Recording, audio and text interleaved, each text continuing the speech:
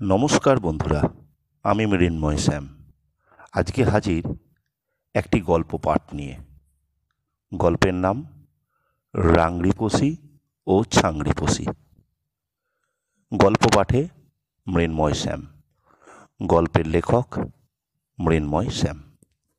চলুন গল্পে আসা যাক। ডোডোর ঠাকুমা গত হয়েছেন প্রায় 1 মাস হলো।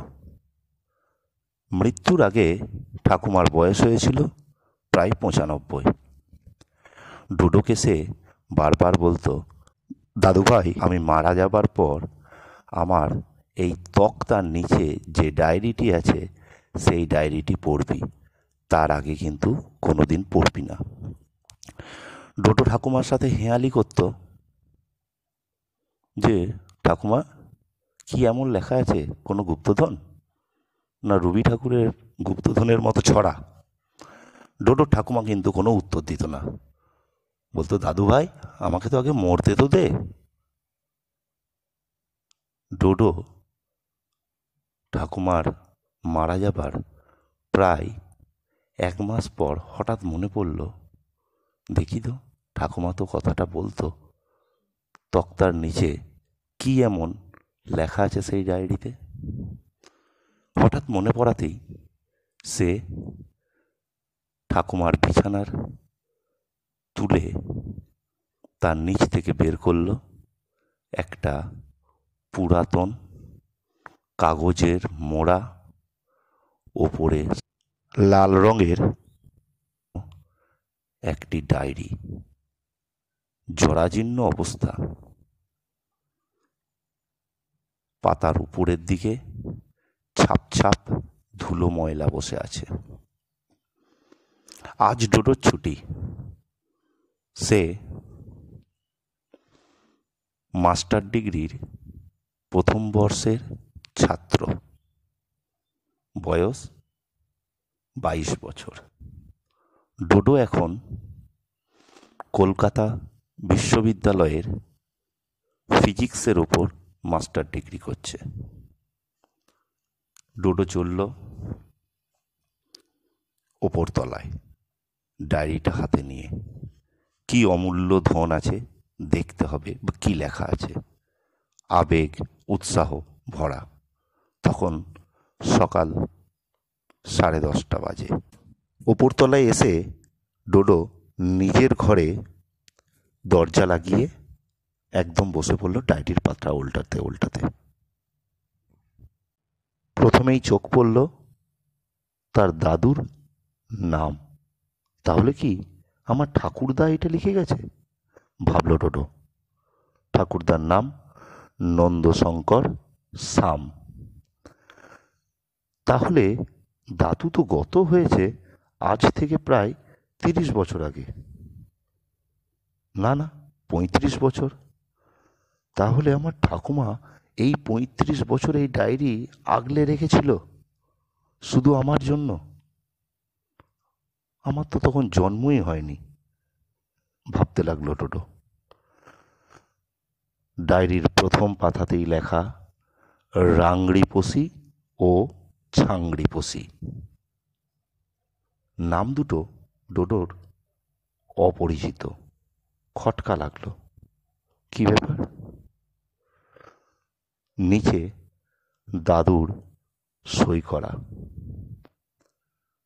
তারপর এক মনে ডোডো পড়তে লাগলো, পাতার পর পাতা, পাতার পর পাতা। ডোডোর চোখ জ্বলজ্বল করে উঠল। তার হাত পা যেন আড়ষ্ট হয়ে আসছে।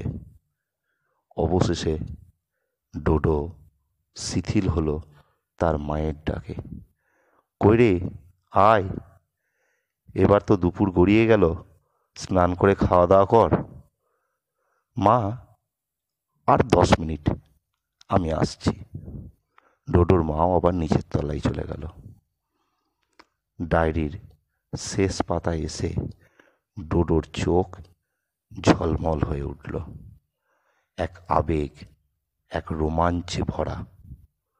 মন যেন ছটফট করছে। ডায়েরির পাতাগুলো আবার সে উল্টো দিক থেকে উল্টাতে লাগলো।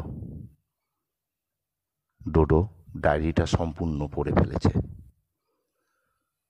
চলে গেল ডায়েরিটি রেখে বাথরুমে স্নান সারতে। বাথরুমে স্নান করে এসে মায়ের কাছে খেতে বসলো। বাবা ইতিমধ্যে খেয়ে নিয়েছেন। খাওয়া দাওয়া করতে করতে ডোডো তার মাকে জিজ্ঞাসা করলো, মা, তুমি আমার ঠাকুরদাকে দেখেছো? তার মা হেসে বলল, না রে বাবা, আমাদের বিবাহের আগেই তোর ঠাকুরদা মারা গেছেন। ঠাকুরদা মারা যাবার 7 বছর পর আমাদের বিবাহ হয়েছে। আচ্ছা মা, বাবার কাছে শুনেছ ঠাকুরদা কেমন ছিলেন? শুনেছি খুব দৃঢ় প্রকৃতির মানুষ ছিলেন, ভ্রমণ ভালোবাসতেন, একা একাই বেরিয়ে পড়তেন তীর্থযাত্রা করতে, মহাদেবের পরম ভক্ত ছিলেন। সারাদিন মাঠে কাজ করতেন, চাষবাস, তারপর দিন শেষে সন্ধ্যাবেলায় রামায়ণ মহাভারত পড়তেন সুর করে।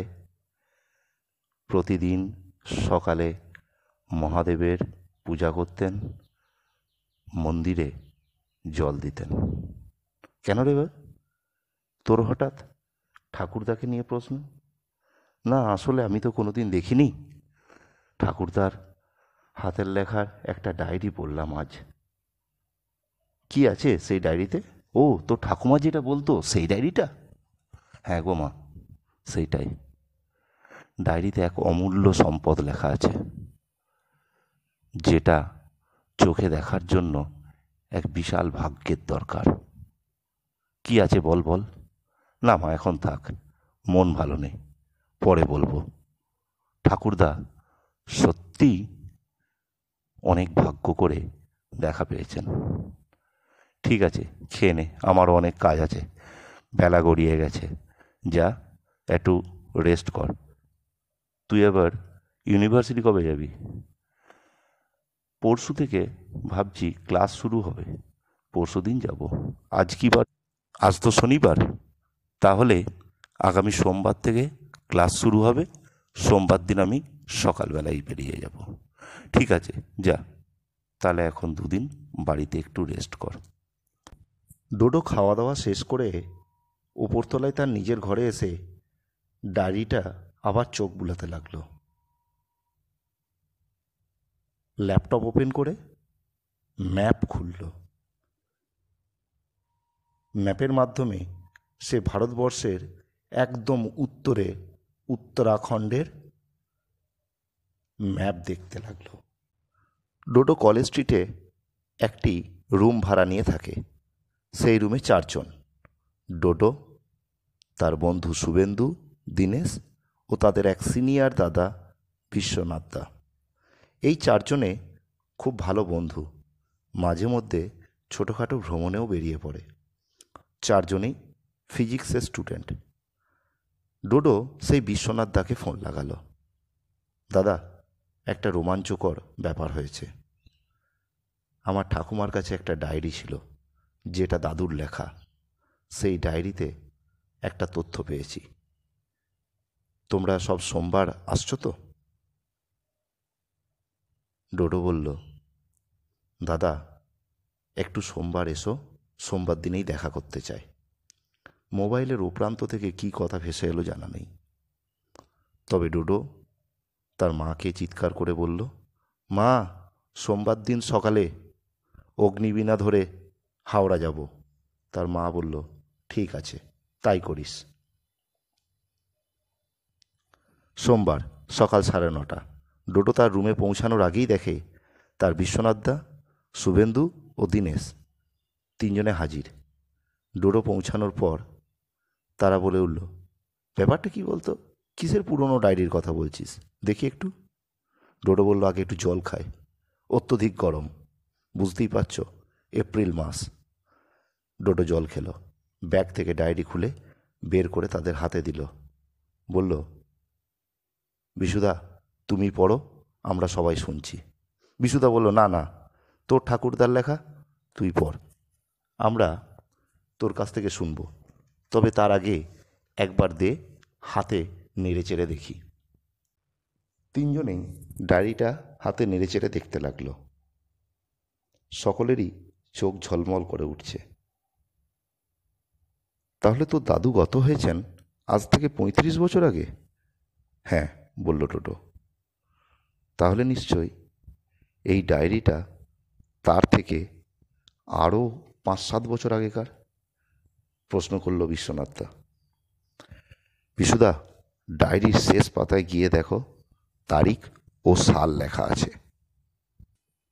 ফচকে শুভেন্দু মাঝখান থেকে বলে উঠল, আরে তোর ঠাকুরদা কি ওখানে গিয়েছিলেন, নাকি গল্প কথার মতো কোনো ডায়েরি লিখে নিজের সই করা একটা তারিখ বসিয়ে দিয়েছেন? ডোডো একটু রেগে বলল, দেখ শুভেন্দু, তোর দাদু যায়নি বলে কি আমার দাদু যেতে পারে না? চল তাহলে পরীক্ষা করে দেখে আসি। বিশ্বনাথদা আবেগটা বুঝতে পেরে বলল, আরে শুভেন্দু চুপ কর না, ডায়েরিতে যেটা লেখা আছে সেটাই আমাদের কাছে এখন পরম সত্য। দেখি তারিখটা কি আছে। ঠিক শেষ পাতায় লেখা আছে 17ই মার্চ 1975, সোমবার। সকলে মোবাইল থেকে ক্যালেন্ডার খুলল, দেখল হ্যাঁ, 17ই মার্চ 1975 সোমবারই ছিল। ব্যাপারটা কি? তাহলে নিশ্চয়ই ওর দাদু সত্যি করেই গিয়েছে, বলল দীনেশ। ডোডো আবার একটু জল খেয়ে ডায়েরিটা পড়তে লাগলো, সকলে এক দৃষ্টিতে ডোডোর দিকে তাকিয়ে। মাঝে কোনো প্রশ্ন নেই। প্রায় 1 ঘন্টা পর ডোডোর ডায়েরি পড়া শেষ হলো। সকলে গম্ভীর মুখে বসে আছে। শুভেন্দু বলল, বিশুদা চলো আমরাও বেরিয়ে পড়ি, আমার মন চাইছে ঘুরে আসতে। দীনেশ বলল, 1 মাস পর পরীক্ষা, এখন বেরিয়ে পড়ি বললে হবে? বাড়িতে কি বলবে সব? বিশ্বনাথ বলল, হাতে সময় আছে যখন, পরীক্ষাটা দিয়েই বেরিয়ে পড়ি। ঠিকই বলেছ বিশুদা, বলল টোটো। আমরা যেবার কেদারনাথ গিয়েছিলাম সেবারেও আমরা ঠিক মে মাসের 20 তারিখের পর গিয়েছিলাম। চলো এবারে তাহলে মে মাসের 20 তারিখের মধ্যে আমাদের পরীক্ষা শেষ হয়ে যাচ্ছে, আমরা একটা টিকিট কাটার ব্যবস্থা করি। প্রথমে হাওড়া থেকে হরিদ্বার, তারপর হরিদ্বার থেকে যেমন শেয়ার গাড়ি বা বাসে করে যাওয়া যাবে সেভাবেই যাই। আচ্ছা, জায়গাটা এক্স্যাক্টলি কোথায়, তুই ম্যাপ দেখেছিস? জিজ্ঞাসা করল দীনেশ। হ্যাঁ রে, দেখেছি। জায়গাটা যোশীমঠ থেকে আরও উত্তরে যেতে হবে। এক্স্যাক্ট বুঝিয়ে দেব পরে, আপাতত চল, খিদে পেয়েছে, স্নান করে সবাই খাওয়া দাওয়া করে আসি। ঠিক আছে। ডোডোদের ডিসেম্বরের সেমিস্টার পিছিয়ে গেছে। গতবারে ভোট ছিল, তাই গতবারের সেমিস্টার যখন পিছিয়ে গেছে, এবারেও ডিসেম্বরের সেমিস্টারটি পিছিয়ে এপ্রিল মাসে হচ্ছে। তাদের 1 মাস উৎকণ্ঠার মধ্য দিয়ে পেরোলো। পরীক্ষা হলো, বাড়ি ফিরল সবাই। বাড়ি ফিরে বাড়িতে সবাই জানালো যে তারা টিকিট কেটেছে মে মাসের 22 তারিখে হরিদ্বার এবং তার আশেপাশে জায়গা যাবে। রোমাঞ্চ, রহস্যমোড়া ডায়েরির কথা কিন্তু কেউ বাড়িতে বলল না। সকলেই কিন্তু বলল তারা হরিদ্বার, দেরাদুন, মুসৌরি, ঋষিকেশ এসব ঘুরতে যাবে। বাড়িতে কোনো অমত থাকার কথা নয়। আজ থেকে প্রায় ডোডো 4-5 বছর আগে থেকে উচ্চ মাধ্যমিক দেওয়ার সময় থেকে বন্ধুদের সঙ্গে ট্রেকিংয়ে বেরোতো। ইতিমধ্যে ডোডোর ঝুলিতে তীর্থস্থানগুলির ট্রেকিং সম্ভব হয়েছে। অমরনাথ, কেদারনাথ, বদ্রীনাথ, মদমহেশ্বর, তুঙ্গনাথ, চন্দ্রশিলা, কার্তিক স্বামী ইত্যাদি। তাই ডোডোর বাড়িতে আর কোনো অসুবিধাই নেই। ডোডোর সঙ্গে সবসময় শুভেন্দু, বিশ্বনাথ এবং দীনেশ থাকে।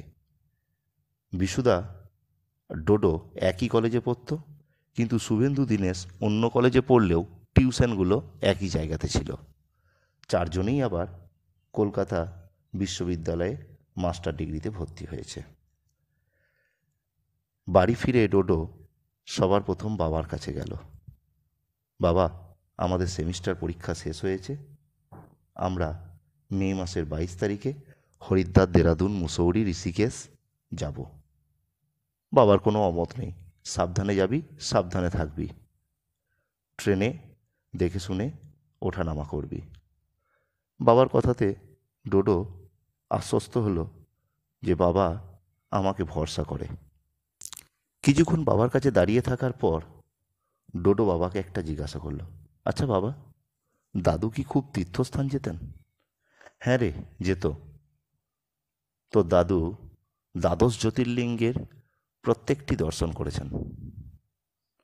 তার মাঝে মহাকালেশ্বর মন্দির উনি একবারই গিয়েছেন, বাকিগুলো বোধ হয় 2বার বা 3বার। আচ্ছা বাবা, দাদু কখনো পাহাড়ে ট্রেকিং করেছেন তুমি জানো? না না বাবা, আমার তো জানা নেই, তবে দাদু হরিদ্বার খুব যেতেন। আচ্ছা, হরিদ্বার থেকে আর কোথায় কোথায়? আমি কি তোর দাদুর সঙ্গে ঘুরেছি? আর তোর দাদু একটু চাপা প্রকৃতির মানুষ ছিলেন। তবে একবার মনে আছে, তোর দাদু মারা যাবার প্রায় বছর 5-7 আগে হরিদ্বার থেকে ঘুরে আসার পর থেকে আর কোথাও বেরোয়নি। ছোটোখাটো হয়তো গিয়েছে, কিন্তু বড়সড় কোনো জায়গায় যায়নি। আচ্ছা, সেবারে দাদু হরিদ্বারে কোথায় গিয়েছিল? কি করে জানবো? তবে সেবার হরিদ্বার থেকে ঘুরে এসে প্রায় দিন 15 খুবই উৎকণ্ঠার মধ্য দিয়ে পার করেছে। তোর পিসিকে তাও দাদু টুকটাক কিছু বলতো, কিন্তু আমাদেরকে সেইভাবে খুলে কোনোদিনই বলতো না। ডোডো আর কথা না বাড়িয়ে ওপরতলা নিজের ঘরে চলে গেল। ল্যাপটপ খুলে উত্তরাখণ্ডের কিছু ম্যাপের স্ক্রিনশট প্রিন্ট করলো, টিকিটটাও প্রিন্ট করলো। আজকে রাত্রেই ট্রেন আছে, দুন এক্সপ্রেস। সেই দুন এক্সপ্রেসে চেপে তারা হরিদ্বার যাবে এবং আগামী পরশু দিন সকাল 6টা থেকে 6:30টার মধ্যে নেমে যাবে। অবশেষে ডোডোরা 4জন হরিদ্বার পৌঁছালো সকাল 6:30টায়। হরিদ্বার স্টেশন থেকে বেরিয়ে একটু চা জল খেয়েই তারা একটা বাস ধরে নিল, যে বাসটি ঋষিকেশে নামাবে। ঋষিকেশ পৌঁছাতে পৌঁছাতে 7:30টা হয়ে গেল। জানতে পারল আজকে যোশী মঠের জন্য আর কোনো বাস নেই। আগামীকাল ভোর 4:30টায় যোশী মঠের জন্য বাস ছাড়বে। তারা ঠিক করল আজকের দিনটা তাহলে আমরা ঋষিকেশেই থেকে যাই, ঋষিকেশ সারাদিন ঘুরব। তারা বাস স্ট্যান্ডের উল্টো দিকে একটি হোটেলে থেকে গেল। তারপর লাগেজপত্র রেখে বাথরুম টয়লেট সেরে বেরিয়ে পড়ল রামঝুলা, লক্ষ্মণ ঝুলা, জানকী ঝুলার উদ্দেশ্যে। লক্ষ্মণ ঝুলায় কাজ চলছিল, তাই লক্ষ্মণ ঝুলা দিয়ে ওপারে যাওয়া গেল না। তারা রামঝুলা দিয়ে পেরিয়ে ওপারে চটিওয়ালার দোকানে খাওয়া দাওয়া করল। তারপর গঙ্গা নদীর ওপার বরাবর হেঁটে হেঁটে জানকী ঝুলা পৌঁছালো।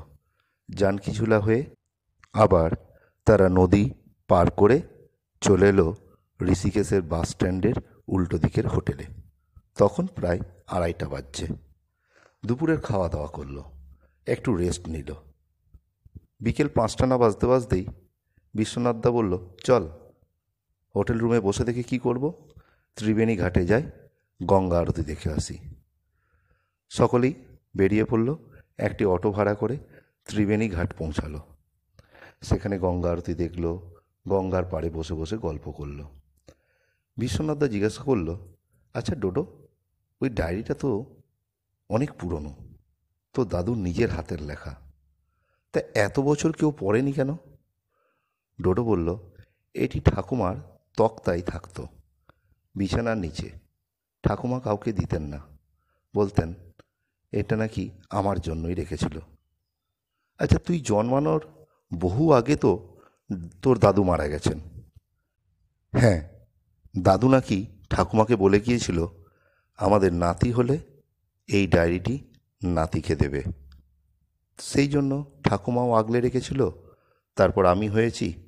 ঠাকুমা বারবার বলতো ঠাকুমা গত হলে এই ডায়েরিটি পড়তে, কিন্তু তার কারণ জানি না। ঠাকুমা হয়তো নিজেও হয়তো কোনোদিন পড়েননি ডায়েরিটা। আচ্ছা, যাই হোক, আমাদের প্ল্যানটা কি সংক্ষেপে বল ডোডো, প্রশ্ন করল দীনেশ। আমরা এই ঋষিকেশ থেকে যোশীমঠ যাব। যোশীমঠ থেকে একটি গাড়ি ভাড়া করব। সেই গাড়িটি আমাদেরকে পৌঁছে দেবে নীতি নামে একটি গ্রামে, যেটি যোশীমঠের উত্তর পূর্বে অবস্থিত। যোশীমঠ থেকে প্রায় 90 কিলোমিটার দূরে। সেই নীতি গ্রাম থেকে আমরা পায়ে হেঁটে যাব উত্তর পূর্ব দিকে। মাঝে একটি বড় পাহাড় পড়বে, যার নাম নীলকান্ত পাহাড়। নীলকান্ত পাহাড় পার করার প্রায় 15 কিলোমিটারের মধ্যেই চলে আসে তিব্বত বর্ডার। আমাদের ওই 15 কিলোমিটারের মধ্যেই গন্তব্যস্থল। তবে তোরা তো শুনলি, আমার ঠাকুরদা যে ডায়েরিতে লিখেছেন, নীতি গ্রাম থেকে 10 কিলোমিটার যাওয়ার পর একটি ছোট্ট গ্রাম পাওয়া যায়, যার নাম আংড়িয়া। সেই আংড়িয়া গ্রামে আমরা রাত্রিবাস করব এবং আংড়িয়া গ্রামে থেকে বাকি 5 কিলোমিটারের যে পথ, সেই পথটা আমরা ঘুরে আসব। তবে মনে থাকে যেন সবাই, এই যে আমরা বর্ডারের কাছাকাছি যাচ্ছি, আমাদের কিন্তু কোনো পারমিশন নেই বা এখানে কোনো পারমিশন দেওয়া হয় না। তাই সকলে কিন্তু এ বিষয়ে একটু সজাগ থেকো। এরপর দীনেশ বলল, ঠিক আছে, চল আজকে হোটেলে ফেরা যাক, খাওয়া দাওয়া করে রেস্ট। আগামীকাল সকলকে 3:30-র মধ্যে উঠতে হবে, কিন্তু ভোরবেলাতেই বাস। সবাই হোটেলে ফিরল, খাওয়া দাওয়া করলো, ঘুমিয়ে পড়ল। 3:30-র সময় বিশ্বনাথ দা সকলকে ওঠালো। এই ওঠ, সময় হয়ে গেছে, সবাই স্নান এবং বাথরুম টয়লেট সেরে নে। বেশ ঠান্ডা রয়েছে। সকলে স্নান এবং বাথরুম টয়লেটটি সেরে নিল। 4টের মধ্যে বাস স্ট্যান্ডে এসে হাজির। দেখল বাস দাঁড়িয়ে আছে যোশীমঠের জন্য। আগের দিনেই তারা টিকিট কেটে রেখেছিল, তাই কোনো সমস্যা নেই। পিঠের বড় বড় লাগেজ, ট্রেকিং ব্যাগ সমস্ত কিছু বাসের ছাদে উঠে গেল। তারা নিজের সিটে গিয়ে বসল। নির্ধারিত সময়ে বাস ছাড়ল। বাস চলতে লাগলো অন্ধকারে লাইট জ্বালিয়ে। সকাল হতে না হতেই তারা বুঝতে পারল যে তারা দেবপ্রয়াগের কাছাকাছি পৌঁছে গেছে। তখন সকাল 7:30। সেখানে একটু চা বিরতির জন্য বাস দাঁড়ালো। তারপর আবার বাস গন্তব্যের দিকে এগিয়ে যেতে লাগলো। যোশীমঠ পৌঁছালো প্রায় বিকেল 5টা নাগাদ। যোশীমঠ পৌঁছে বাস থেকে নেমে ব্যাগপত্র নিয়ে ডোডো ও তার 3 বন্ধু একটি হোটেলের উদ্দেশ্যে খোঁজ করতে লাগলো। হোটেল পেয়েও গেল। হোটেলে ব্যাগ রাখলো। ব্যাগ রেখে ফ্রেশ হয়ে খাওয়া দাওয়া করে হোটেলের মালিকের সাথেই কথা বলল একটি গাড়ির জন্য, যে গাড়ি তাদেরকে নীতি পৌঁছে দেবে। হোটেলের মালিক বলল, 7,000 টাকা ভাড়া, আমার নিজের গাড়ি আছে, নীতি গ্রামে পৌঁছে দেবে। কিন্তু ফিরবেন কিভাবে বা যাবেন বা কোথায়? ডোডো চেপে গেল। বলল, আমরা ও গ্রামেই থাকবো, ফেরার সময় দেখে নেব ও গ্রাম থেকে কোনো গাড়ি পাওয়া যাচ্ছে কি না। হোটেলের মালিক বলল, ঠিক আছে, তবে ও গ্রাম থেকেও অনেক বোলেরো পিক আপ গাড়িগুলো পাওয়া যায়, যারা যোশীমঠে আসে খাবার দাবার সবজি এইসব বয়ে নিয়ে যায় বা ওখানকার উৎপাদিত সবজি যোশীমঠে বিক্রি করতে আসে। ডোডো বলল, ব্যাস, তাহলে আর কোনো চিন্তা নেই, আমরা ও গ্রামে এখন 3 দিন থাকবো। হোটেলের মালিক জিজ্ঞাসা করল, আচ্ছা, ও গ্রামে কি কোনো হোটেল হয়েছে? ডোডো বলল, জানি না, তবে আমরা প্রাকৃতিক সৌন্দর্য দেখার জন্য ও গ্রামে যাচ্ছি। হোটেল মালিক বলল, শুনেছি ও গ্রামের মানুষজন নাকি খুব সাদামাটা এবং খুব সাহসী, তাদের নাকি মহাদেবের আশীর্বাদ আছে। পাশেই কোনো একটা পাহাড়, সেখানেই নাকি মহাদেব বসবাস করেন। ডোডো বলল, ও আচ্ছা তাই, তাহলে তো খুব ভালো, আমরাও সে পাহাড় ঘুরে আসবো। আরে না না, ও পাহাড়ে যাবেন না, ও পাহাড় নাকি ভয়ঙ্কর, যারা গেছে তারা নাকি ওই পাহাড় থেকে আর ফেরত আসেনি। পাহাড়ের নাম কি দাদা?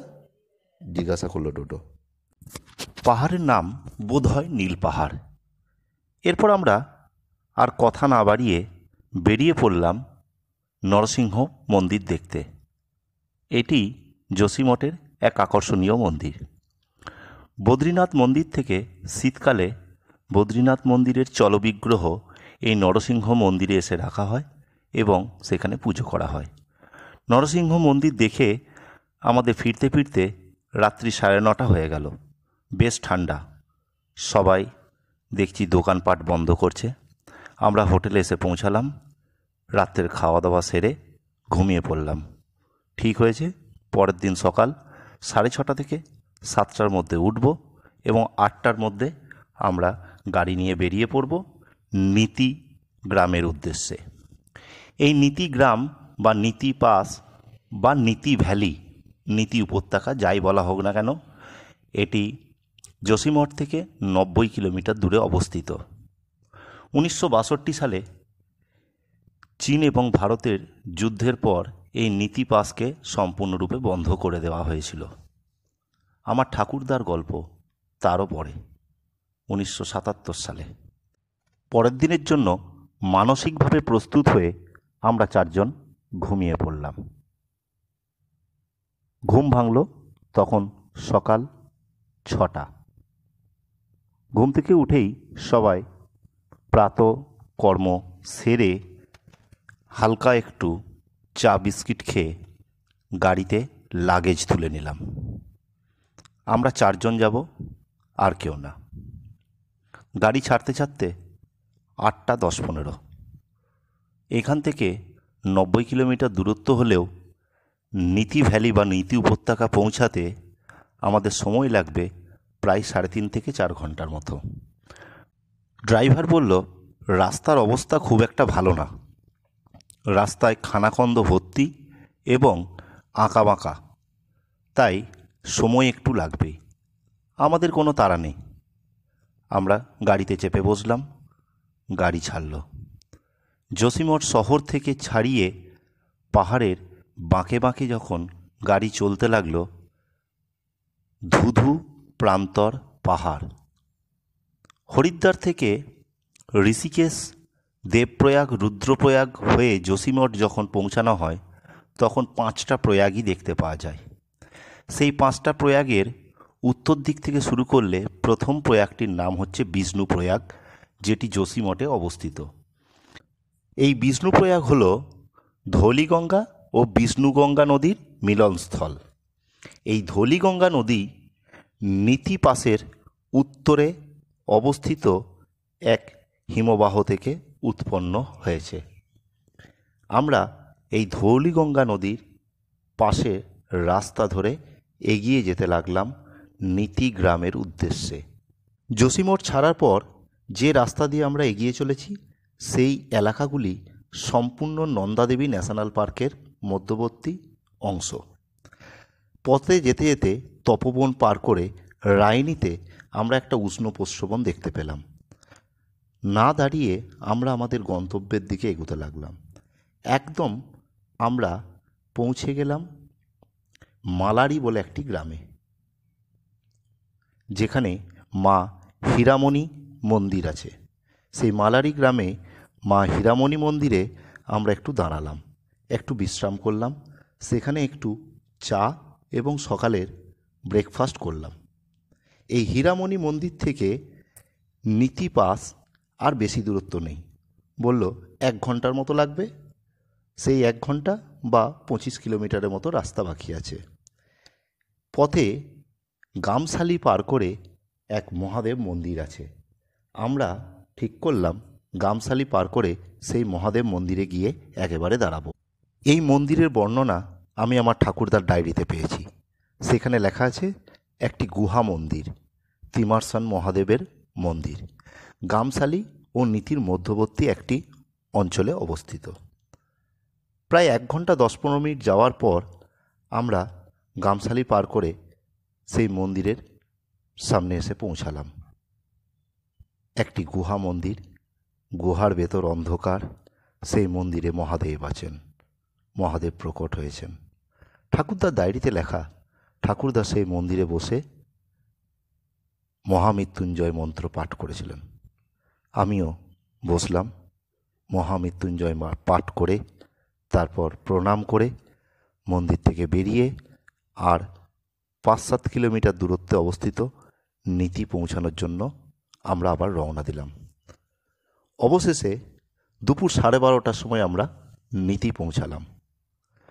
নীতি গ্রামে খোঁজ নিতে পাওয়া গেল হোমস্টে আছে। সেরকম বড় কোনো হোটেল বা কোনো কিছু নেই, তবে নীতি ভ্যালিতে পর্যটকদের আসার সংখ্যা আগের থেকে অনেকটাই বেড়েছে। মানুষজন এই হোমস্টেতে এসেই থাকে। আমরাও সেই রকমই একটি হোমস্টেতে উঠলাম, শিবশঙ্কর হোমস্টে। সেই হোমস্টের মালিক একজন মাঝবয়সী পুরুষ। তিনি আমাদেরকে বললেন 1 রাত 1 দিন থাকা খাওয়ার জন্য মাথা পিছু 700 টাকা করে লাগবে। আমরা রাজি হয়ে গেলাম, খারাপ নয়, 3 বেলা খাবার সঙ্গে থাকার ব্যবস্থা। আমরা বললাম আমরা আগামীকাল পর্যন্ত আছি। গাড়ির ড্রাইভারকে 7,000 টাকা দিয়ে ছেড়ে দিলাম। সে যোশীমঠের উদ্দেশ্যে রওনা দিল। আমরা হোমস্টের একটি রুমে ব্যাগপত্র রেখে জানালা দিয়ে মুখ বাড়াতেই মন্ত্রমুগ্ধ হয়ে গেলাম। পিছনেই বিশাল নীতি ভ্যালি, পাশ দিয়ে বয়ে চলেছে ধৌলিগঙ্গা নদী কুলকুল শব্দে। হোমস্টের মালিক বলল, দুপুরের খাবার রেডি করছি, 1 ঘন্টা সময় লাগবে, ততক্ষণ আপনারা একটু ফ্রেশ হয়ে নিন। আমরা ফ্রেশ হবার পরিবর্তে বেরিয়ে পড়লাম পাশের ভ্যালিতে। নীতি উপত্যকা দারুণ সুন্দর, অতীব সুন্দর। চারিদিকে উঁচু উঁচু পাহাড়, একটা পাহাড়েও গাছ নেই, ন্যাড়া পাহাড়। প্রত্যেকটি পাহাড়ের খাঁজে খাঁজে এখনও বরফ জমে আছে। সেই বরফগুলি গলে গলে ধৌলিগঙ্গা নদীর জলে এসে মিশছে। নদীর জল মাথায় স্পর্শ করলাম, পানও করলাম, স্বচ্ছ পরিষ্কার জল। কিছুক্ষণ নদীর পাড়ে বসে প্রকৃতিকে উপভোগ করে আবার ফেরত এলাম আমরা হোমস্টেতে। ততক্ষণে খাবার রেডি। এখানকার খাবারের বিশেষত্ব হলো সর্বাধিক আলু পরোটা বা পরোটা, তার সঙ্গে একটু আচার বা চাটনি। যাই হোক, আমাদের কপালেও জুটল আলু পরোটা, আচার আর দই। বলল পাহাড়ি গরুর দুধের দই। সত্যি খাবারটা ভালোই ছিল। 2-3টে যে যেমন পারল পরোটা খেলো। তারপর আমরা ঠিক করলাম একটু ঘুরতে যাব, বসে থাকবো না। ধৌলিগঙ্গা নদীটি অতীব কষ্টে পাথরে পা দিয়ে দিয়ে একটু টপকে ওপারে গেলাম। হাঁটতে হাঁটতে ধৌলিগঙ্গা নদী থেকে দূরের পাহাড়টার দিকে এগিয়ে চললাম। পাহাড়টা একটাও গাছ নেই, ছোট ছোট ঘাস আর রং বেরঙের সেই ফুল ফুটে আছে, খুব সুন্দর। ছবি তুললাম। বিকেল 3:30 বাজছে। চল আজকে ফেরত যাই, বলল বিশ্বনাথদা। সেই পাহাড়ের পাদদেশ থেকে আবার নদী পেরিয়ে আমরা হোমস্টেতে এসে পৌঁছালাম। আসল যাত্রা আগামীকালকে। দীনেশ বলল, ডোডো তুই ডায়েরিটা এনেছিস? আমি বললাম অবশ্যই। বলল আজকে সন্ধেবেলায় ডায়েরিটা আমরা খুলব এবং পুরো ডায়েরির গল্পটা আমাদেরকে বলবি। আমি বললাম অবশ্যই বলবো, আমার চোখের সামনে ভাসছে, তাতে ডায়েরি খোলারও দরকার নেই, তবে খুলে রাখবো পয়েন্ট টু পয়েন্ট বলার জন্য। কারণ আমার ঠাকুরদা ডায়েরির বর্ণনা দিয়েছে এই নীতি গ্রাম থেকে রাংড়িপোষি ও ছাংড়িপোষির। আবার ডায়েরি শেষ করেছে নীতি গ্রামে এসেই। মাঝে শুধু একটি বর্ণনা আছে গ্রামে যাবার আগে সেই গুহা মন্দিরের, তাছাড়া যোশীমঠ বা হরিদ্বারের কোনো বর্ণনাই নেই। শুভেন্দু বলল, ঠিকই বলেছিস। তার মানে কি তোর ঠাকুরদা এখানে বসেই লিখেছিল ডায়েরিটা? যে 17ই মার্চ 1975 সোমবারে, সেটা কি এখানকারই? আমি বললাম, বলতে পারবো না এখানে বসে লিখেছে না বাড়ি পৌঁছানোর পর এখানকার বর্ণনা লিখেছে।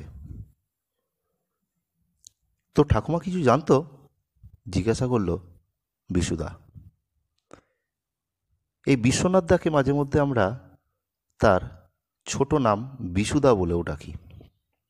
আমি বললাম, জানি না দাদা, ঠাকুমায় এই বিষয়ে কোনো কিছু বলেনি। চল হোমস্টেতে ফেরা যাক। হোমস্টেতে ফিরেই হোমস্টের মালিককে বললাম, দাদা 1 কাপ করে একটু চা পাঠাবেন রুমে। আমরা রুমে ঢুকলাম, ডায়েরি বের করলাম। সবাই নিস্তব্ধ।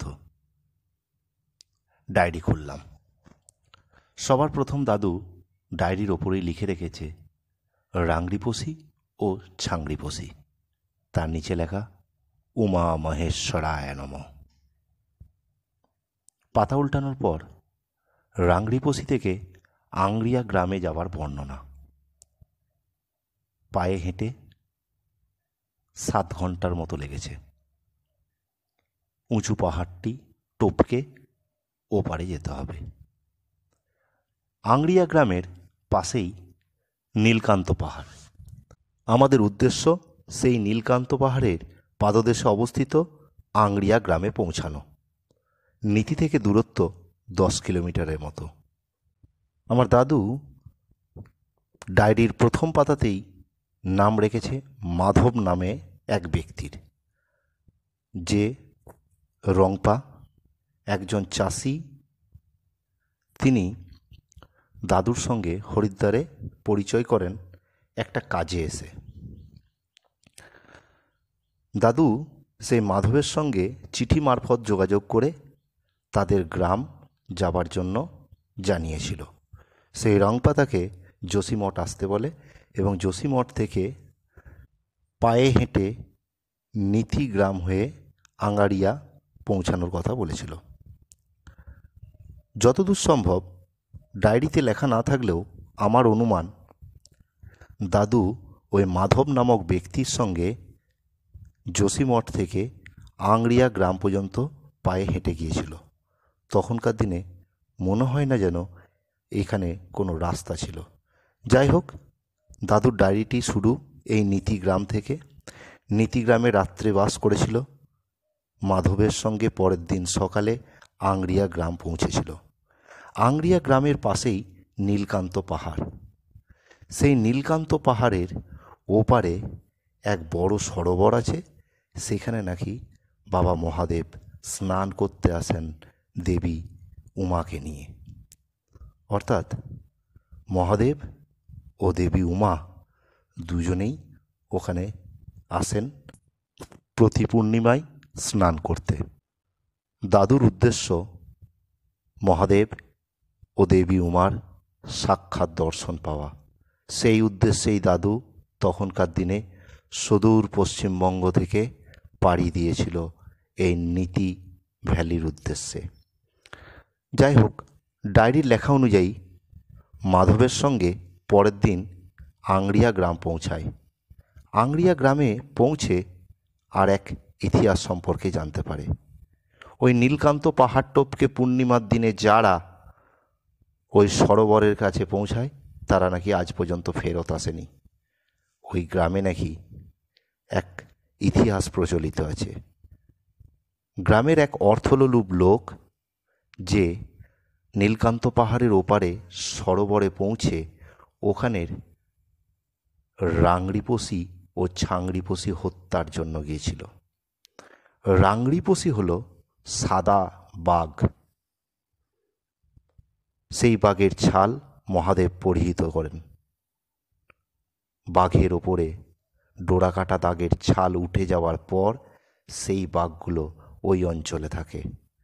আর ছাংরিপোষি হল হরিণ, শ্বেত হরিণ, যে হরিণের সিং থেকে মহাদেবের ত্রিশূলের উৎপত্তি, অর্থাৎ মহাদেবের ত্রিশূল হরিণ সিংয়ের।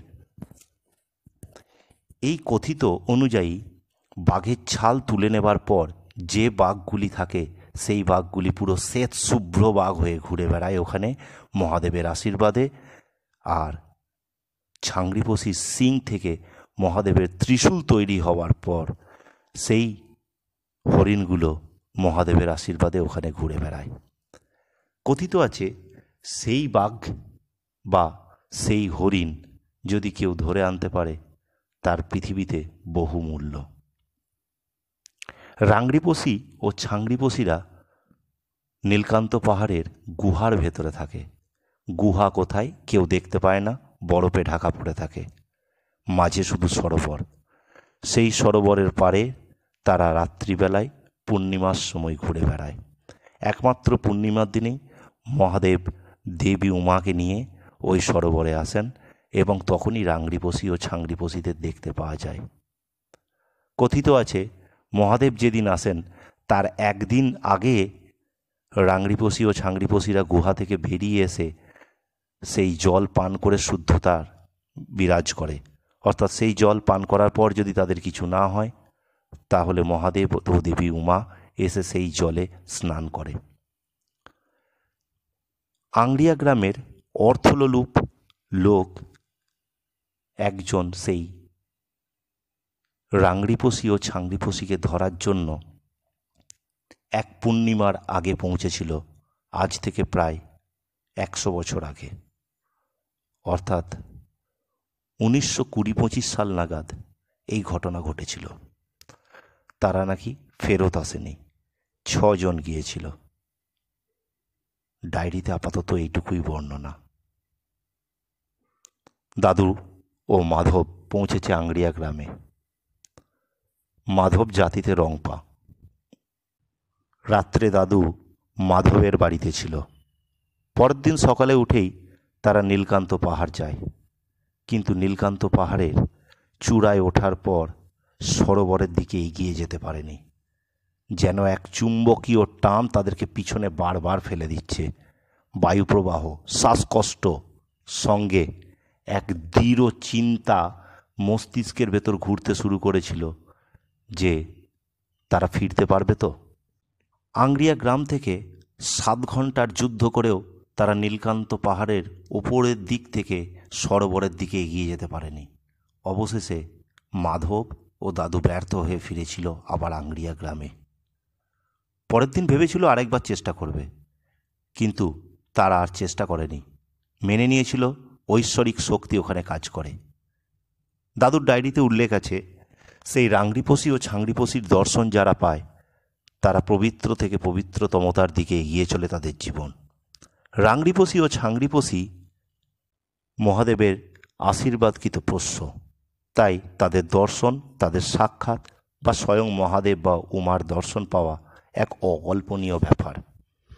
কথিত আছে ওই অঞ্চল থেকে আজ পর্যন্ত কেউ কোনো জিনিস নিয়েই নাকি ফেরত আসতে পারেনি। তাদের মৃত্যু অবশ্যম্ভাবী। ডায়েরির প্রত্যেকটা পাতায় রাংড়িপোষী ও ছাংড়িপোষীর আরও বর্ণনা। অবশেষে আমরা ডায়েরি বন্ধ করে চা খেয়ে আমরা বাইরের অন্ধকারে হোমস্টেতে দাঁড়িয়ে রইলাম। সন্ধে ঘনিয়ে এসেছে। উত্তেজনায়, উদ্বেগে আমাদের চোখ জলজল করছে। আমরাও কি পারবো নীলকান্ত পাহাড়ের চূড়া থেকে ওপারে সরোবরের দিকে নেমে যেতে? জানি না। আমি তো কোনো পুণ্যই করিনি। সকাল সন্ধে শুধু ঈশ্বরের প্রার্থনা করি, বাড়ির মহাদেব মন্দিরে পুজো দিই, পুজো করি। তার বাইরে তো কোনো পুণ্যই করিনি। দাদু তো প্রচুর পুণ্য করেছিল, তার সত্ত্বেও তো সেই সরোবরেই পৌঁছাতে পারেনি। রাংড়িপোষী ছাংড়িপোষীর দেখা তো দূর কথা, তাদের অবয়বের পদচিহ্ন পর্যন্ত দেখতে পায়নি, সে কথা উল্লেখ। ডায়েরিতে লেখা অনুযায়ী দাদুর এক চরম আফসোস ও চরম আনসাকসেসফুলের বর্ণনা। জানি না আমাদের জীবনে কি আছে। বাড়িতে কাউকে এই ডায়েরির গল্পের কথাও বলিনি। আর আমরা কোথায় যাচ্ছি সে কথাও জানায়নি। 4 বন্ধু মিলে ঠিক করলাম আমাদের আর এক ঘনিষ্ঠ বন্ধুকে আমাদের লোকেশন এবং সমস্ত কথা হোয়াটসঅ্যাপের মধ্যে জানিয়ে আমরা মোবাইলের সুইচ অফ করে দেব। কারণ আগামীকাল থেকে হাঁটা শুরু হলে আংড়িয়া গ্রামে মোবাইলের কোনো নেটওয়ার্ক নেই। তাই আজকে রাত্রি 12টার মধ্যে তাকে হোয়াটসঅ্যাপ করে আমরা মোবাইল সুইচ অফ করে দেব। যদি 7 দিনের মধ্যে তাকে আমরা আবার কোনো খোঁজ না জানাই, তারা যেন আমার বাড়িতে বা আমাদের বাড়িতে যেন পুরো ঘটনাটি জানিয়ে মেসেজ ফরওয়ার্ড করে।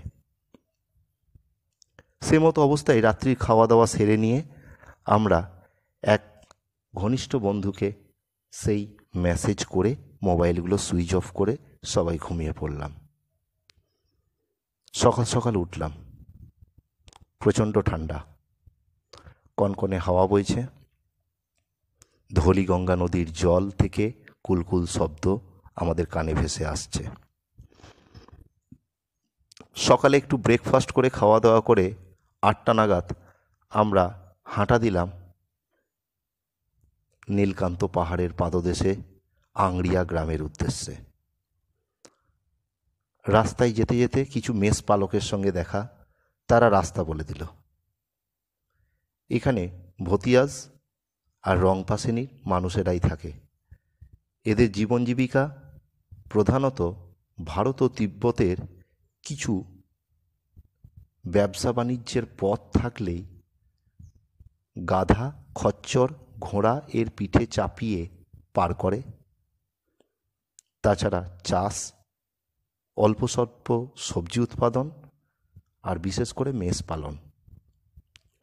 তাই এদের প্রধান জীবিকা মেষ পালক হিসাবে। এদের ভাষাটা ঝাংঝুং, কিন্তু কিছুটা হিন্দি ভাষা বোঝে। গাড়োয়ালদের মতো এদের ভাষা অতটা স্পষ্টভাবে আমরা বুঝতে পারছি না, তবে কমিউনিকেশনের অভাব হচ্ছে না। 12টা, 12:30 বাজে। হোমস্টে থেকে বানিয়ে আনা খাবার আমরা বের করে খেলাম। ধলিগঙ্গা নদীকে অনেকটা পিছনে ফেলে আমরা ধলিগঙ্গা নদীর তীরবর্তী অঞ্চল থেকে প্রায় 4 কিলোমিটার পাহাড়ে চলে এসেছি। নীতিপাশ থেকে যে পাহাড়টি দেখা যাচ্ছিল, সেই পাহাড়টি পার করে আমরা আরেকটি অন্য পাহাড়ে উঠতে শুরু করেছি। ম্যাপ অনুযায়ী এই পাহাড়টি পার করার পর আবার কিছুটা ভ্যালি, তারপর একটি ছোট্ট পাহাড় যার নাম ব্রহ্ম পাহাড়। সেই ব্রহ্ম পাহাড় আর নীলকান্ত পাহাড়ের মধ্যবর্তী অঞ্চলে অবস্থিত আংড়িয়া গ্রাম। নীলকান্ত পাহাড়ের ওপারটি তিব্বতে, নীলকান্ত পাহাড়ের এই পাশটি ভারতে। কিন্তু ভারত ও তিব্বতের 1962 সালের যুদ্ধের পর থেকে সেই গ্রামের দখল কার অংশে থাকবে সেই নিয়ে বিবাদ। গ্রামের মানুষ না চীনের মধ্যে থাকে না ভারতের মধ্যে আছে। অধিকাংশ মানুষ বুদ্ধিজমের ওপর, বৌদ্ধ ধর্মে বিশ্বাসী। আমরা হেঁটে চললাম আরও সামনের দিকে। বিকেল 3টে নাগাদ ব্রহ্ম পাহাড়ের চূড়ায় উঠলাম। দূর থেকে দেখতে পেলাম ছোট ছোট বাড়ি। মনে কিছুটা সাহস এলো। পৌঁছালাম আংড়িয়া গ্রামে বিকেল 5টা নাগাদ। গ্রামের মানুষ হতবাক, ভাবছে কোথা থেকে কারা এলো। 4টে তরুণ যুবককে দেখে সত্যি কিছু মানুষ গোল করে আঁকড়ে ধরল। ডায়েরিতে লেখা অনুযায়ী একটা কথা শুধু আমি বললাম, আমরা মহাদেবের ভক্ত, আমরা মহাদেবের ভক্ত। তারপর গ্রামের এক মাতব্বর গোছের লোক তার উঠোনের একটি পাথরের উপর বসার জন্য আহ্বান জানালো। রাত্রে থাকবো কোথায় সেই বিষয়ে জিজ্ঞেস করাতে তারা উত্তর দিল, এখানে থাকার কোনো হোটেল বা হোমস্টে নেই। এমন সময় আমাদের ঠিক ডান পাশে একটি ঘর থেকে এক বয়স্ক ভদ্রমহিলা উঁকি দিচ্ছিলেন। দেখে মনে হলো প্রায় 70-72 কাছাকাছি বয়স। তাদের ঝাংঝুং ভাষায় কি বলল জানি না, তবে এইটুকু বুঝতে পারলাম আমাদের ওই ভদ্রমহিলার এক কুঠির ঘরেতে থাকার আশ্রয় আপাতত রাত্রে হয়েছে। কথা না বাড়িয়ে তার ডাকে সাড়া দিয়ে সেই এক কুটির ঘরেতে প্রবেশ করলাম। গ্রামটার চারিদিকে এখনো বরফ জমাট বেঁধে আছে, কনকনে ঠান্ডা। বিকেল 5টার মধ্যেই অন্ধকার হালকা হালকা। আমরা ঘরের ভেতর ঢুকে দেখলাম দুটো কাঠের ঘর একসঙ্গে লাগোয়া, একটা রান্নাঘর আর একটি থাকার ঘর। তার ইশারাতে আমরা থাকার ঘরে ব্যাগপত্র রেখে কাঠের চৌকির ওপর বসলাম। সেই চৌকিটাতে যা জায়গা আছে অনায়াসে 4 জনের ঘুমানো যাবে। একটু জিরিয়ে নিয়ে আমাদের সঙ্গে ভাঙা ভাঙা হিন্দিতে সেই বয়স্ক ভদ্রমহিলা বললেন, তোমাদের কি খুব খিদে পেয়েছে? আমরা বললাম, হ্যাঁ, অনেকটা পথ পাড়ি দিয়ে এসেছি, খিদে তো একটু পাবেই। বাইরে ততক্ষণে পুরো অন্ধকার, সন্ধে হয়ে গেছে। বয়স্ক ভদ্রমহিলা রান্নার কাজ করছেন।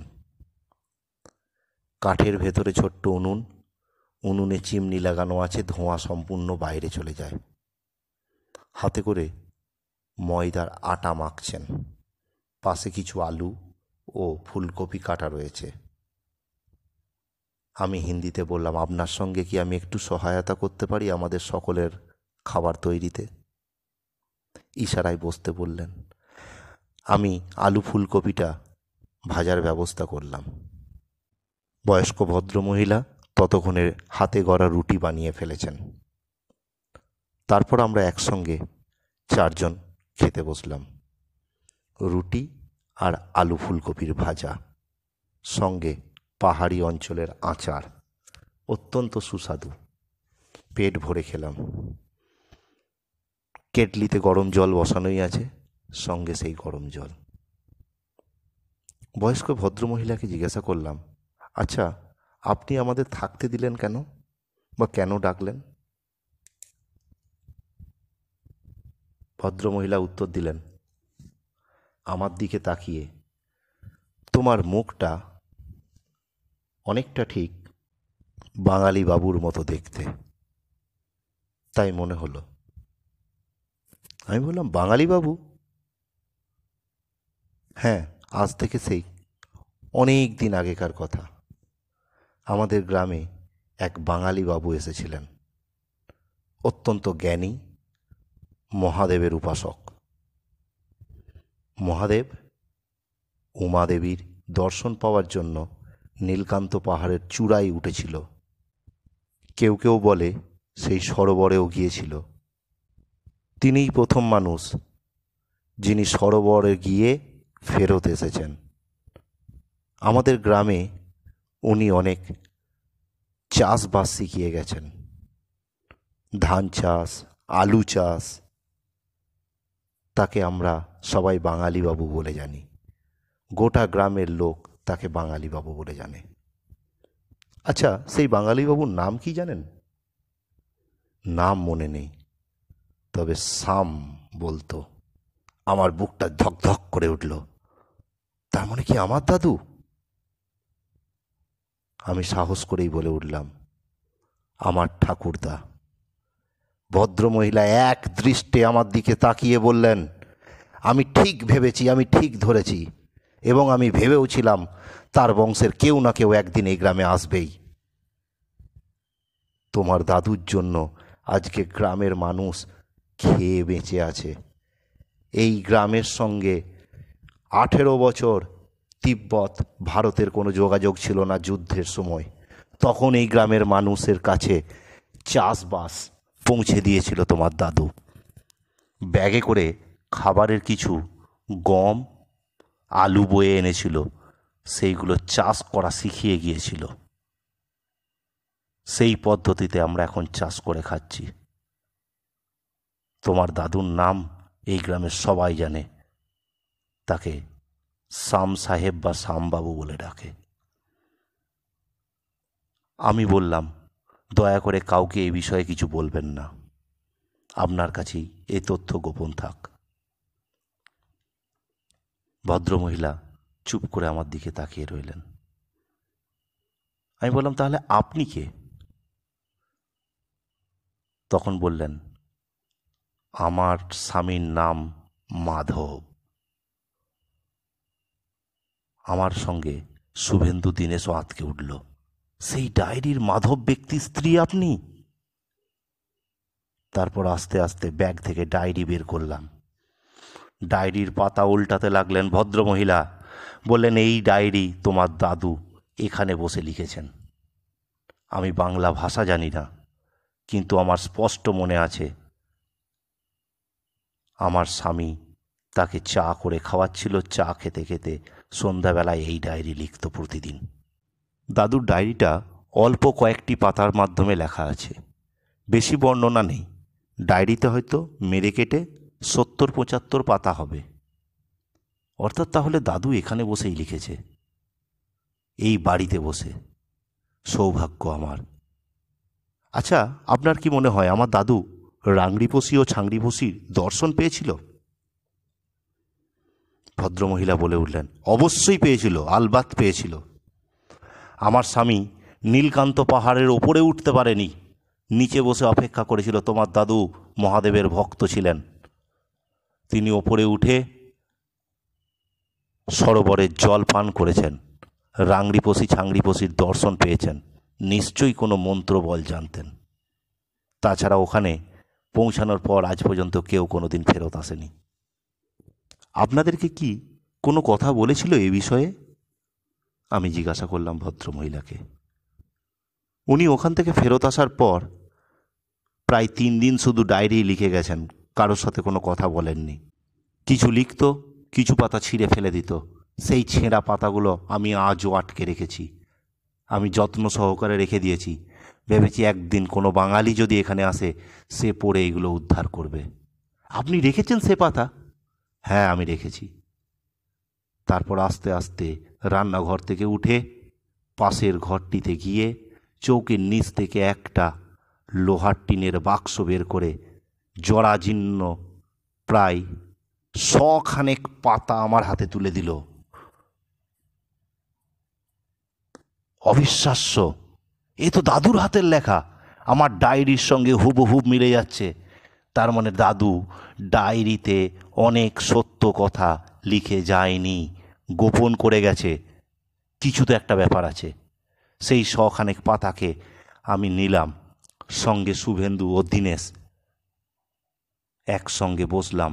বিশ্বনাথ দা আলোর জোগাড় করল, একটা লম্ফকে ধরালো। সেই লম্ফটা এনে আমরা পাতার পর পাতা উল্টাতে লাগলাম। যত পড়ছি চোখ তত ছানা বাড়া। রাংড়িপোষি ও ছাংড়িপোষির সঙ্গে দেখা সাক্ষাৎ, তাদের প্রণাম, তাদের আশীর্বাদ, সরোবরের জল পান। কেন দাদু, কেন? তুমি কেন গোপন করে গেছিলে? কি ব্যাপার? এর বাইরেও কি আরও কোনো কথা ছিল যেটা তুমি লিখে যাওনি? মনের মধ্যে নানান প্রশ্ন ঘোরাফেরা করতে লাগলো। 100 পাতা জুড়ে শুধু বর্ণনা আছে রাংড়িপোষি ও ছাংড়িপোষির।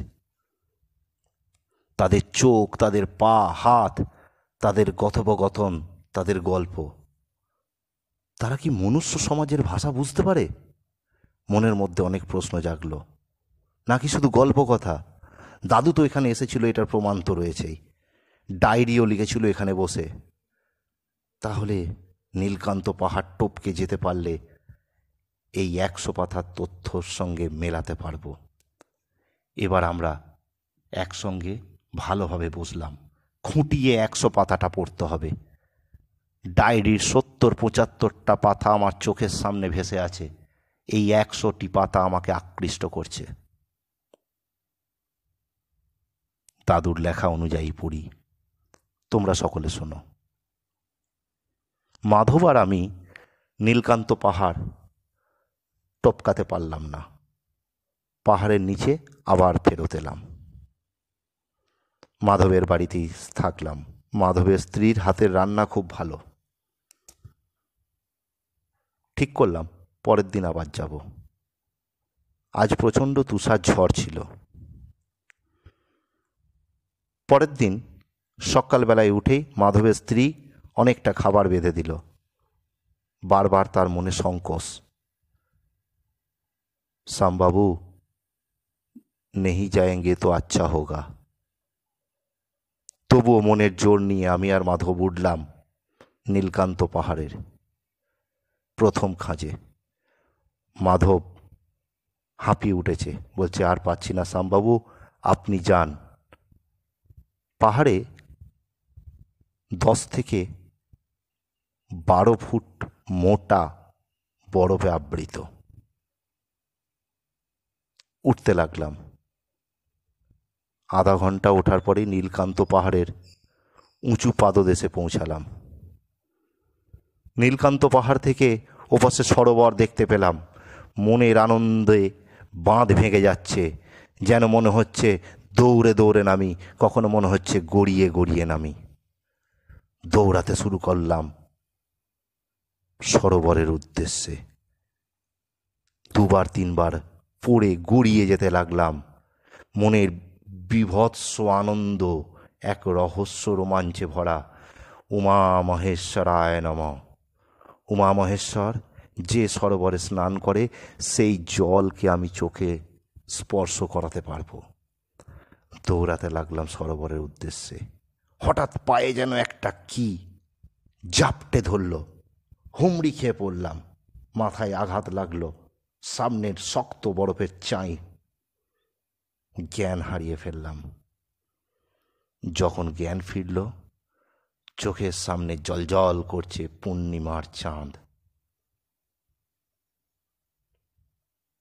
আজ পূর্ণিমা?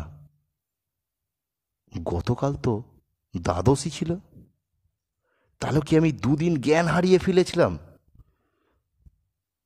2 দিন এইভাবেই শুয়ে আছি? আমি কি মারা গেছি, না আমি বেঁচে আছি? হাত পাটা একটু নড়ানোর চেষ্টা করতেই পায়ের পেশিগুলো টান টান হয়ে উঠল। উঠলাম কষ্ট করে। আমার কি উদ্দেশ্য? সরোবরের জল চোখে স্পর্শ করানো, মাথায় ছিটানো, মুখে পান করা। এগিয়ে যেতে লাগলাম সরোবরের দিকে। কটা বাজছে রাত জানি না। শরীরে শুয়ে শুয়ে পা টেনে টেনে দূরের 50 মিটার দূরে দেখতে পাওয়া সরোবরের দিকে এগিয়ে যেতে লাগলাম। চারিদিকে বরফে ঢাকা শ্বেত শুভ্র বরফ। ঠান্ডায় কনকন করছে। পায়ের কোনো বশ নেই। হাতের আঙুলগুলো ফেটে রক্ত বেরোনোর মতো অবস্থা। শরীর টেনে টেনে পৌঁছালাম সরোবরে। সরোবরের কাছে পৌঁছাতেই সামনে আমার হাজির শ্বেত শুভ্র রাংড়িপোষী। এক তুমুল গর্জন। তার গর্জনে কান ফেটে ঝালাপাড়া। চোখের সামনে বিভৎসতার রূপ। একটা নয়, 10-12টা রাংড়িপোষী। করজোড়ে প্রার্থনা করলাম, আমি কোনো ক্ষতি করিনি, আমার কোনো লোভ নেই, আমার কোনো চাহিদা নেই। আমার শুধু মহাদেব দর্শন, মহাদেব ভক্তি। উমা মহেশ্বরায় নমঃ, উমা মহেশ্বরায় নমঃ, উমা মহেশ্বরায় নমঃ, এই জপ করতে লাগলাম। কিছুক্ষণের মধ্যেই বুঝলাম তারা শান্ত হয়েছে এবং মহাদেবের আশীর্বাদ প্রদানের জন্য তারা ভাষা বুঝতে পেরেছে। আরেকটু শরীরটি টানলেই পৌঁছে গেলাম আমার সেই বহু প্রতীক্ষিত সরোবরে, নীলকান্ত সরোবরের জল প্রথম চোখে ও কপালে ঠেকালাম, তারপর মাথায় ছিটালাম। আহা, কি সুন্দর! এ তো যেন অমৃত। সমুদ্র মন্থনে ওঠা অমৃতের স্বাদ জানি না, কিন্তু এই স্বাদের সঙ্গে তার কোনো তুলনাই হবে না। হয়তো আমি জীবিত প্রথম ব্যক্তি যে এই জল পান করছি। হয়তো বা এমনও হতে পারে এই জল পান করার পর আজ পর্যন্ত আর কেউ বেঁচে নেই। জল পান করলাম, শরীরে কিছুটা বল এলো। পাশে একটি পাথর আছে, সেই পাথরের ঠেকা দিয়ে দাঁড়িয়ে আছি, আর রাংড়ি পশিরা আমার দিকে তীব্রভাবে তাকিয়ে, লক লক করা জিভ, সাদা শ্বেত শুভ্র দাঁত। শরীরের ক্লান্তি দূর করার জন্য পাথরে মাথা ঠেকিয়ে একটু চোখ বন্ধ করতেই আবার অজ্ঞান হয়ে গেলাম। জ্ঞান যখন ফিরল তখন দেখছি পাশে দাঁড়িয়ে 20 থেকে 22টা ছাংড়ি পশি। নিমেষের মধ্যে সব ভয়কে আরো আড়ষ্টতা এলো। তাহলে কি রাংড়ি পশি ও ছাংড়ি পশির দর্শন পাওয়ার পর আমার মৃত্যু? ছাংড়ি পশি শ্বেত শুভ্র হরিণ, যাদের শিং নেই, শিংয়ের গোড়াগুলো যেন সোজাভাবে কাটা। প্রত্যেকে তাকিয়ে আছে আমার দিকে।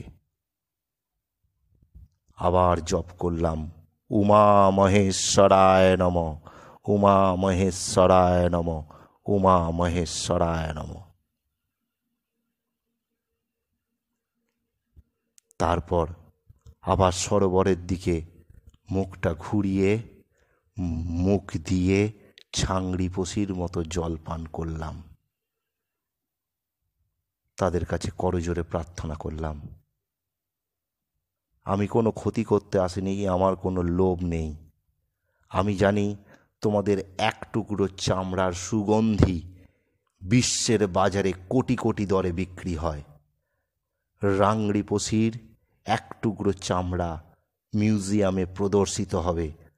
মহাবিশ্বে কেউ জানেই না এই শ্বেত শুভ্র বাঘ, যাদের ছাল মহাদেব পরিহিত করার পর সেই বাঘের শ্বেত শুভ্র অবস্থা। এই রাংড়ি পশি আর ছাংড়ি পশি সশরীরের না অবয়ব শরীর জানি না। হে মহাদেব, প্রণাম নিও, তোমার আশীর্বাদে নীলকান্ত সরোবরের জল পান করতে পেরেছি।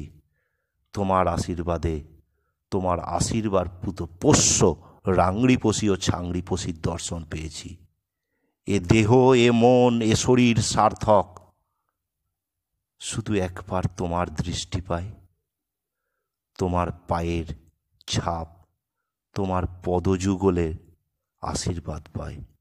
দেবী উমার আশীর্বাদ পুত হাত আমার মাথায় ঠেকুক। ভাবতে ভাবতে পাথরে ঠেকা দিয়ে মাথা হেলিয়ে খুব ক্লান্তির চোখে আকাশের তারার দিকে তাকিয়ে থাকলাম। পাশে জল জল করছে চাঁদ, পূর্ণশশী। ঘুম চলে এলো। মাথায় যেন কে হাত বুলাতে লাগলো। স্পর্শতা, নারীর ছোঁয়া। হাঁ করে ঘুমিয়ে রইলাম। ঠান্ডা জল মুখে পড়ল, আবার ঘুমিয়ে গেলাম।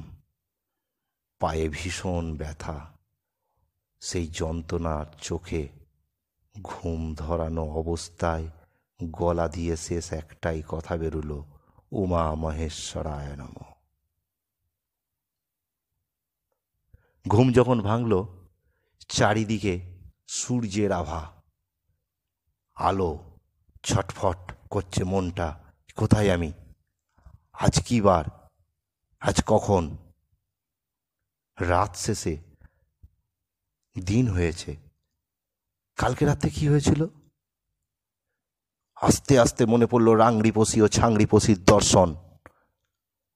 আস্তে আস্তে মনে পড়ল অবয়ব শরীরে কে যেন মাথায় হাত বুলিয়ে ঘুম পাড়িয়ে দিল। মুখে যেন এক মিষ্টি জলের স্বাদ পেলাম। নীলকান্ত পাহাড়ের পাদদেশের যে সরোবর সেটা তো নেই, পুরো জমাট বাঁধা, বরফে ঢাকা। তাহলে রাত্রে কি পড়ে যাওয়ার পর পাগলের প্রলাপের কোনো স্বপ্ন দেখেছি? জানি না। আস্তে আস্তে উঠলাম। নীলকান্ত পাহাড়ের ওই উঁচু চূড়াটার দিকে তাকিয়ে দেখলাম কাউকেই দেখা যাচ্ছে না। মাধব কোথায়? আস্তে আস্তে উঠে দাঁড়াতেই না, পায়ে তো যন্ত্রণা নেই। আবার উঠলাম নীলকান্ত পাহাড়ের চূড়ায়। টপকে যখন পেরিয়ে আসছি প্রথম খাঁজে আসতেই দেখি গ্রামের মানুষ ছুটে আসছে মাধবের দিকে। মাধব তাদেরকে হাঁক দিয়েছে। পৌঁছালাম গ্রামে। সমস্ত বর্ণনা করলাম গ্রামের মানুষের কাছে। তারা সাক্ষাৎ যেন আমাকেই দেবতা ভাবতে লাগলো।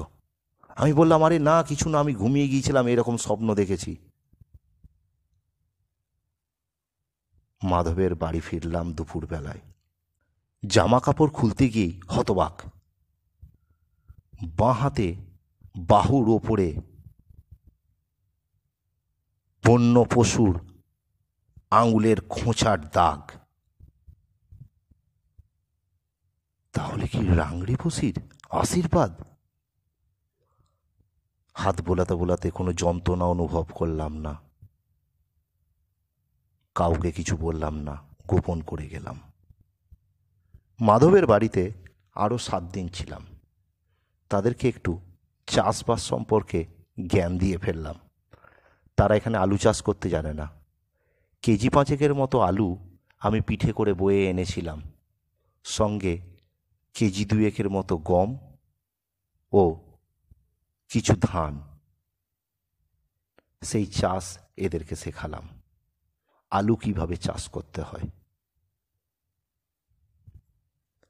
তারা খুব খুশি। আজ বিদায়ের পালা। মাধবের বাড়ি থেকে আমি ও মাধব একসঙ্গে বিদায় নিলাম নীতি গ্রামের উদ্দেশ্যে।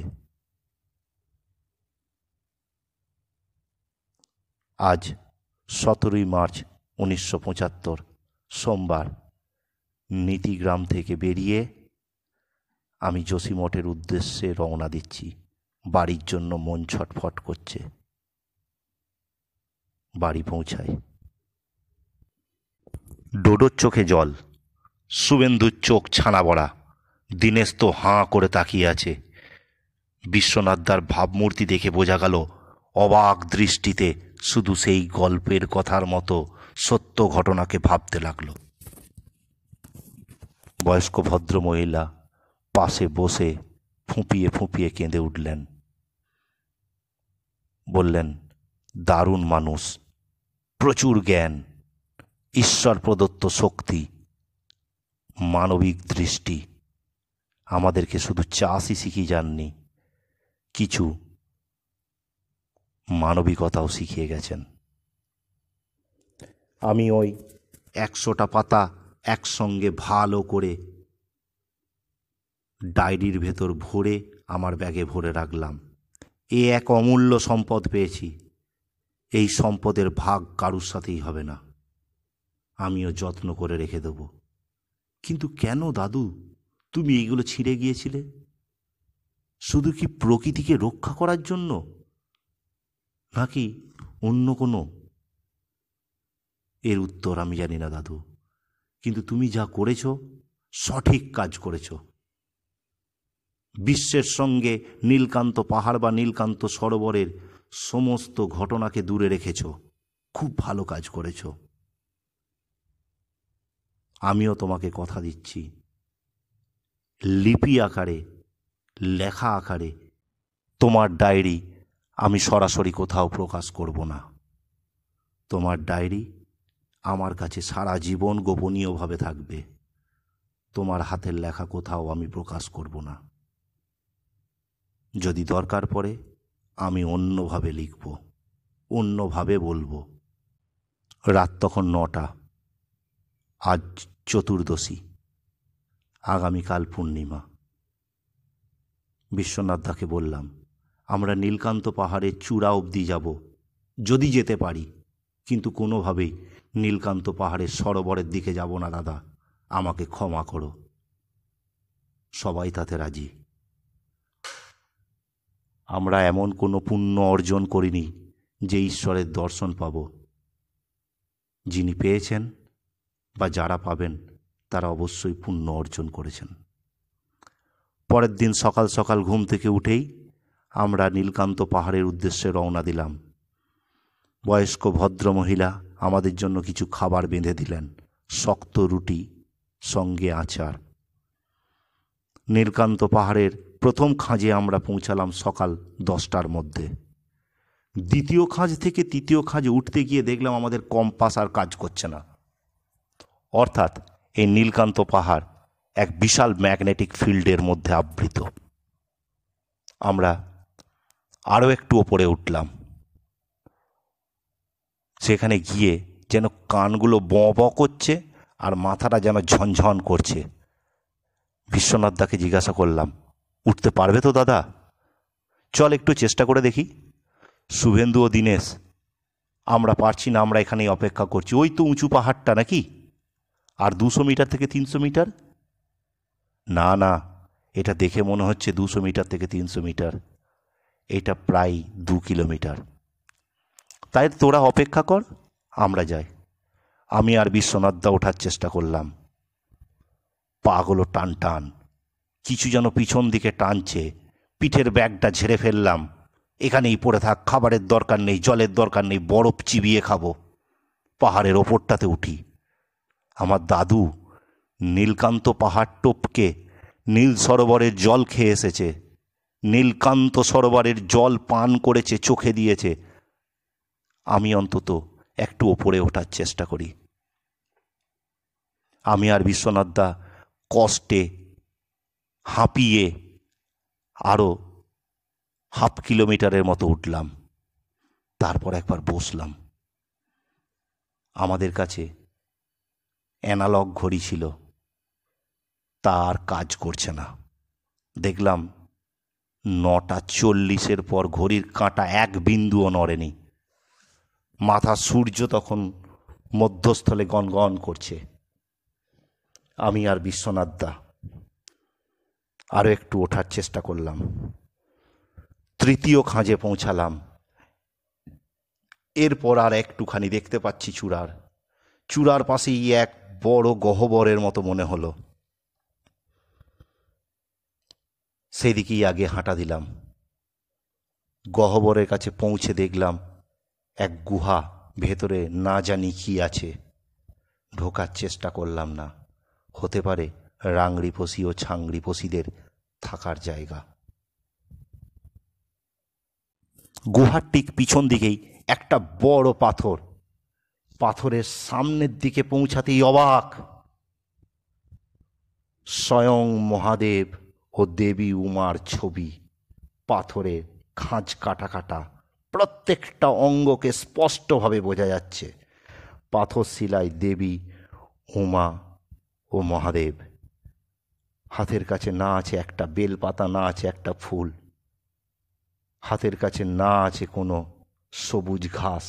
সম্পূর্ণ বরফে ঢাকা সেই হাতে বরফ নিয়েই 2 হাতে জোর করে তাদের চরণে দিয়ে প্রণাম করলাম। দাদুর কাছ থেকে ডায়েরিতে প্রাপ্ত উমা মহেশ্বরায় নমঃ। মাথা ঠুকলাম। বিশ্বনাথদাও এসে প্রণাম করল। কাঁদতে লাগলাম, হে দাদু, আমি তোমাকে কোনোদিন চোখে দেখিনি, কিন্তু তোমার লেখা আমি পেয়েছি, তোমার প্রত্যেকটা উপস্থিতি আমি পেয়েছি। তুমি আমার প্রণাম নিও। চিৎকার করলাম, উমা মহেশ্বরায় নমঃ। আরেকটু ধাপ ওপরে উঠতে হবে, তাহলে নীলকান্ত পাহাড়ের উঁচু শৃঙ্গে পৌঁছাবো। ছুটে ছুটে উঠার চেষ্টা করলাম। বিশ্বনাথদা বলল, আমি আর পাচ্ছি না, এখানেই বসছি। নীলকান্ত পাহাড়ের সর্বশেষ উঁচু চূড়ায় উঠলাম। এপারে ভারত, ওপারে তিব্বত। ওই অংশে পুরো বরফে ঢাকা একটা ভ্যালি, চারিদিকে পাহাড়ে ঘেরা, মাঝে একটা সরোবর। আমি তো জল দেখতে পাচ্ছি, তাহলে এইটাই নীল সরোবর? এটাই কি নীলকান্ত সরোবর? না, কথা দিয়েছি যাব না। ও জায়গা আমাদের জন্য নয়, ও জায়গা ঈশ্বরের জায়গা। প্রণাম নিও ঈশ্বর। আবার ফেরত এলাম। মহাদেব ও উমাদেবীর মূর্তির সামনে বিশ্বনাথদা বসে আছে। দুজনেই একটু রেস্ট করলাম।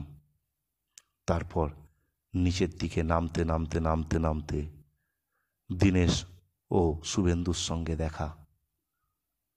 একসঙ্গে নামতে লাগলাম। আংরিয়া গ্রামে পৌঁছালাম তখন বিকেল 4টা। গ্রামের সব মানুষ ঘিরে ধরল। তাদেরকে সত্যি কথাই বললাম, আমরা পাহাড়ের চূড়া পর্যন্ত যেতে পেরেছি, তারপর আর পারিনি। তাই আবার ফেরত এলাম আপনাদের গ্রামে। আপনাদের অসংখ্য ধন্যবাদ। আপনারা আমার দাদুকে চেনেন, আপনাদেরকে প্রণাম জানাই। মাধববাবুর বাড়িতে আবার ফেরত এলাম। মাধববাবু গত হয়েছেন প্রায় 30 বছর হলো। ওনার স্ত্রী একা, পুত্র নেই, কন্যা আছে। কন্যার বিবাহ হয়েছে তিব্বতের একটি গ্রামে, মাঝে মধ্যে আসে। মাধববাবুর স্ত্রী আরও একটি জিনিস আমাদের হাতে তুলে দিলেন। বললেন, একটি শক্ত একটি কলম। সেই কলম ও দাদুর পুরাতন সমস্ত কাগজপত্র ভালোভাবে গুছিয়ে ব্যাগে ভরলাম। তারপর ব্যাগ গুছিয়ে ভদ্রমহিলাকে বললাম, আজকের রাতটা থাকার কিছু ব্যবস্থা হবে? তিনি কাঁদতে কাঁদতে আমাকে বুকে জড়িয়ে ধরলেন, বললেন, এখানে তুমি সারা জীবন থাকো, কোনো অসুবিধা নেই। আমি প্রণাম করলাম। রাত্রে খাওয়া দাওয়া করে ঘুম। পরের দিন সকালে উঠে